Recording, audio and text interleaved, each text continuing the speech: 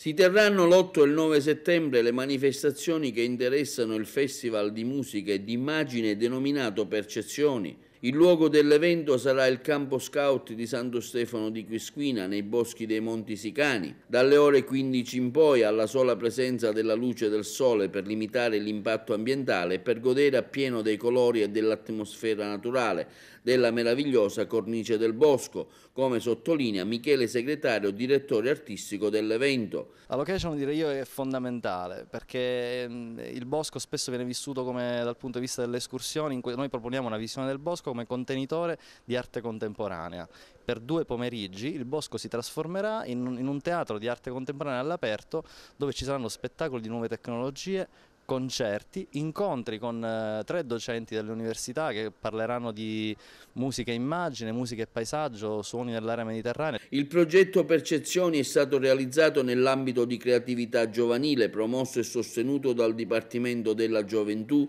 della Presidenza del Consiglio dei Ministri, dall'ANCI, in collaborazione con numerose istituzioni locali. Percezioni è la prima videoinstallazione che verrà fatta in la cornice immaginifica dei Monti Sicani. È un evento unico, 2 pomeriggi, l'8 e il 9 settembre, 16 artisti che vengono da tutta Italia hanno proposto le loro opere, le loro videoopere, più artisti che hanno esperienze, seppure siano giovani, esperienze grandissime, enormi, chi ha lavorato con premi Oscar, chi ha avuto delle nomination al David di Donatello, che è l'Oscar italiano. Noi installeremo un grande schermo LED all'interno del campo scout a Santo Stefano Quisquina, vicino Leremo, dove verranno mandate queste opere a creare proprio quella che è l'installazione, cioè l'opera d'arte che esce fuori dal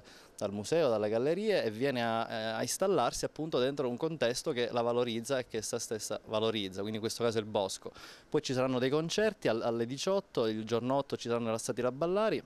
che è un ensemble che propone delle musiche e danze popolari dal nord Europa al sud dell'Europa, quindi anche fino in Sicilia ovviamente, e il 9 sarà la volta, chiuderà questo grande evento Percezioni,